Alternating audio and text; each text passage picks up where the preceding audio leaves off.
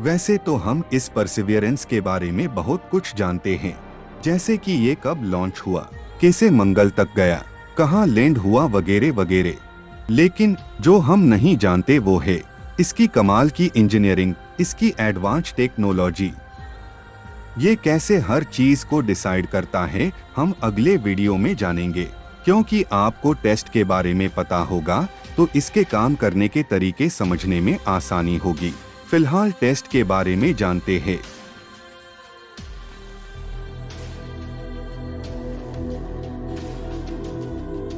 इस वीडियो में हम जानेंगे इसकी हर प्रकार की testing, wheel stands testing, drive test, parachute test और बहुत सारी चीजों को जानेंगे।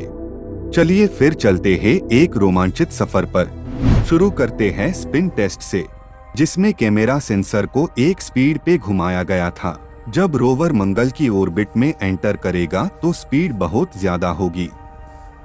पैराशूट खुलेगा और झटका भी लगेगा।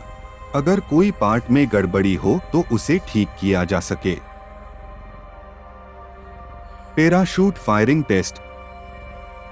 पैराशूट की दो तरीके से टेस्टिंग की गई थी, जिसमें पहला पैराशूट बाहर निकलता है या नहीं, जिनमें टाइम से लेके स्पीड तक हर चीजों पे नजर रखी जाती है और उसके साथ ये भी देखा जाता है कि रोवर को कितना भारी झटका लगेगा। थोड़ा सा ज्यादा झटका लगा तो रोवर में लगे सेंसर डैमेज भी हो सकते हैं। दूसरा, पैराशूट टाइम पे खुलता ही या नहीं।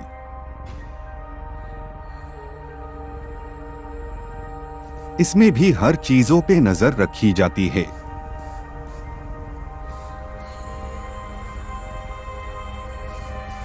Lander vision test.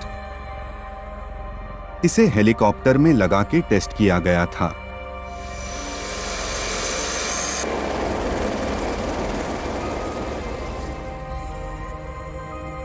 ये वो कैमरा है जो ड्रोन हेलीकॉप्टर में लगाया जाएगा।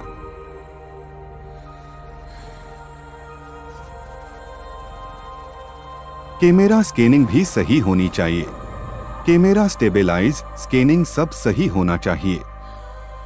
रोवर व्हील टेस्ट, जहां पर इसको डिजाइन करके एज, थिकनेस, लंबाई सही से नापा जाता है। व्हील जमीन को छूने के बाद जंप करता है।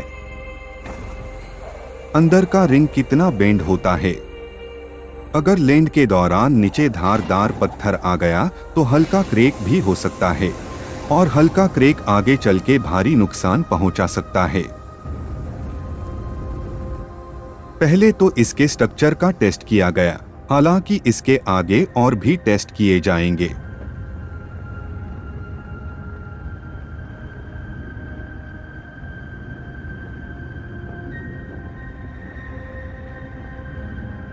और यहाँ से शुरू होती है रोवर की टेस्टिंग, जिसमें हर एक मूवमेंट पे नजर रखी गई थी। ढलान चढ़ते वक्त व्हील स्टैंड में क्या मूवमेंट है। ढलान चढ़ते वक्त व्हील रोड अप डाउन होगी, जो किसी और पार्ट के साथ घिसनी नहीं चाहिए। उसके साथ रोवर पर कितना प्रेशर पड़ रहा है, क्योंकि पूरे रोवर का वजन इतना है कि रोवर पर प्रेशर पड़ेगा। अगर किसी एक साइड पर पत्थर है तो कितना प्रेशर होगा, रोवर उसे कैसे पार करेगा, ऐसे समय पर क्या स्पीड रहेगी। हालांकि रोवर की स्पीड ओवरऑल काफी धीमी रखी गई है।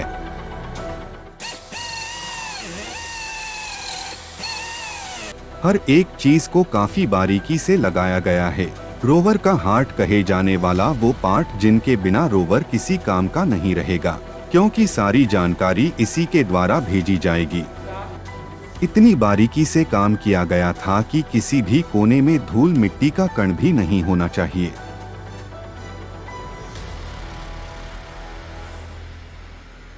ड्रिल मशीन, जिनके बारे में हम अभी आगे समझेंगे कि इसकी टेस्टिंग कैसे की गई थी। उसके बाद रोवर को एक बड़े चैम्बर में ले जाया गया, जहां पर तापमान माइनस में किया जाएगा।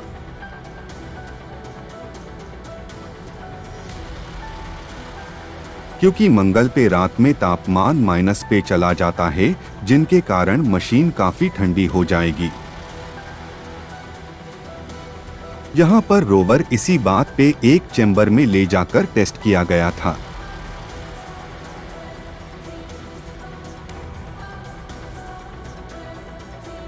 ये रोवर सोलर पैनल पे नहीं चलता, हम सब जानते हैं। इस रोवर को चलने के पीछे कौन सा मैकेनिज्म काम करता है, उसके ऊपर हम इसके दूसरे पार्ट में विस्तार से बात करेंगे, जब इसके काम करने के तरीकों के बारे में जानेंगे। हालांकि यहाँ पर तापमान को लेकर हर बात पे ध्यान किया गया था, जैसे कि रोवर की बॉडी कितनी ठंडी हो रही है, क्या इतनी ठंड में कोई पार्ट जाम तो नहीं हो रहा, और बहुत सारी चीजें।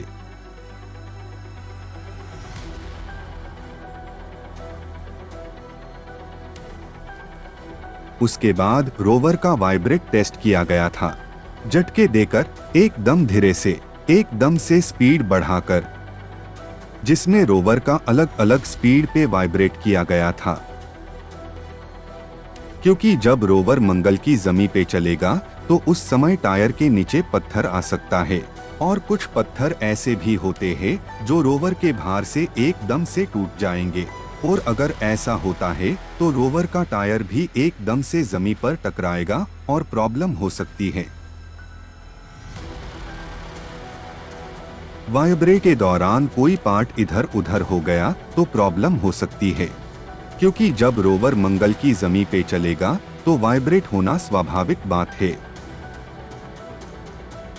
उसके बाद, जिसमें सबसे ऊपर क्रूज स्टेज होगा, बैकशील्ड, डिसेंट स्टेज, रोवर और फिर हीट शील्ड होगा।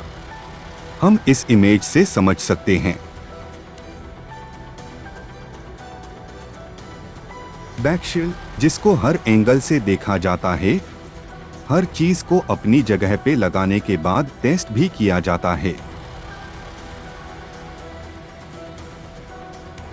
हिट शील्ड, जब मंगल की ऑर्बिट में एंटर होगा तब घर्षण के कारण काफी हद तक गर्म होगा। इसके लिए इस हिट शील्ड को एक चैम्बर में ले जाके उतनी ही गर्मी दी जाती है।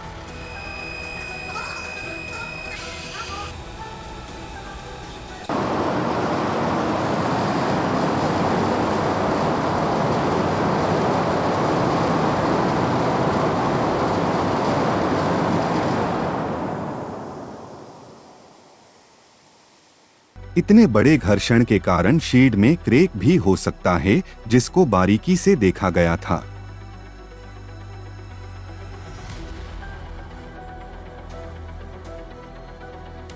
उसके बाद डिसेंट स्टेज को रोवर के ऊपर कैसे लगेगा सिर्फ वो देखा गया था, क्योंकि अभी रोवर को खोल के एक टेस्ट किया जाएगा जो आगे हम देखेंगे।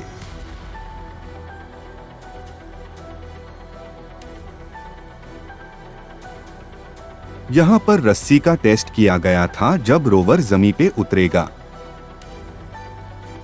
Commencing in 5, 5, 4, 3, 2, 1, fire.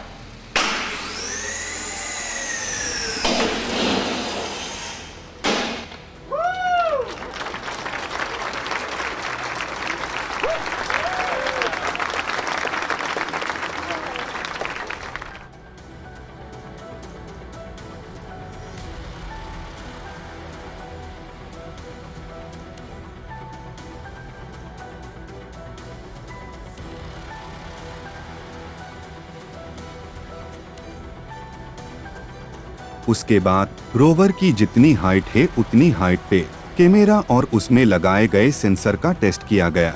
Image capture, camera movement क्या सही से स्कैन हो रहा है या नहीं।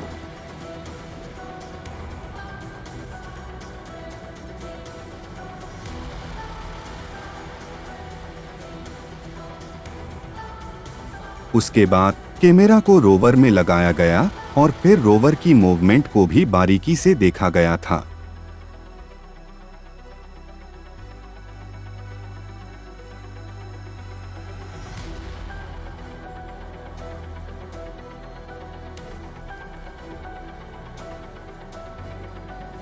उसके बाद ड्रिल को लगाया गया और टेस्ट भी किया गया। उसकी हर एंगल पे मूवमेंट स्मूथ होनी चाहिए, अगर इसमें कोई जर्क हुआ तो ड्रिल के दौरान प्रॉब्लम हो सकती है।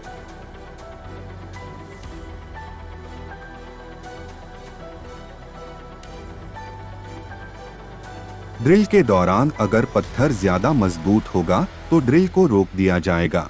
अगर ड्रिल टूट गया तो पूरा मिशन फेल हो सकता है।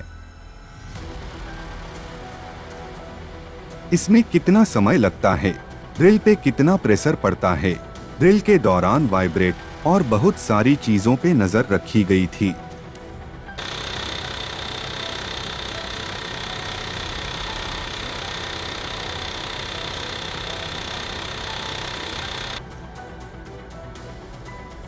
उसके बाद आता है सैंपल ट्यूब।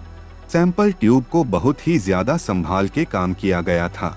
इस ट्यूब में हमारे अर्थ की हल्की सी हवा भी नहीं होनी चाहिए, क्योंकि इस ट्यूब में अगर हमारे पृथ्वी की कोई चीज होगी तो वो ट्यूब जब मंगल से वापस आएगा तो ट्यूब में से सैंपल निकाल के टेस्ट किया जाएगा, तो बाद में गलतफहमी हो सकती है। हालांकि सैंपल ट्यूब का पूरा लेब ही अलग रखा गया था, जहां सबको अंदर जाने की अनुमति नहीं थी, जिसमें हर एक ट्यूब पे बारीकी से काम किया गया था।